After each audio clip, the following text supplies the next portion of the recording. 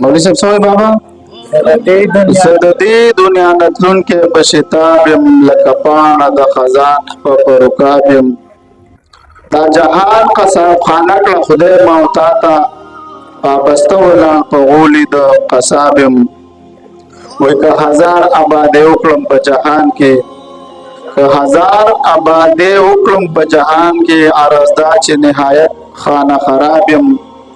وایي دا جهان قصاب خانه کړه خدای ما او تا ته پابسته ولاړ په غولي د قصاب یم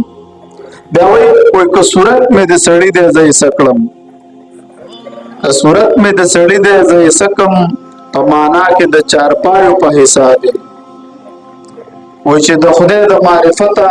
خبر نشم مولوي صاحب څه وایي وایي چې د خدای د معرفته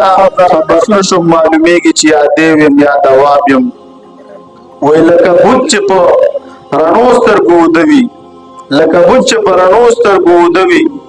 هسې زه په بیدارۍ کې وړی خواب یم وایي په طاعت په عبادت مې زړه یخ نه کړو په طاعت په عبادت مې زړه یخ نه کړو همیشه د معصیت په اور کباب یم جزاک الله وایي چې د خپلو ګناهونو ته نظر کړم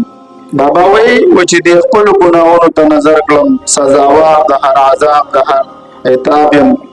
وایي سر د خدای عبادت ته ایښی نشم سر د خدای عبادت ته ایښی نشم مدام ډوب د ګناهونو په دریاب یم او نن سبا فیسبوک او د څیزونو خلک بالکل مصروفه کړي دي د خدای عبادت ته بالکل نه وزګارېږي دا څه وخت ویلي دي 400 کاله مخکې دا اشعار ویلي دي چا وخت خلک به 15 وخته مونځ او 10 اوس هم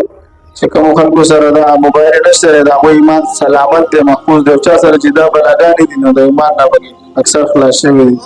الله زموږ د ایمان حفاظت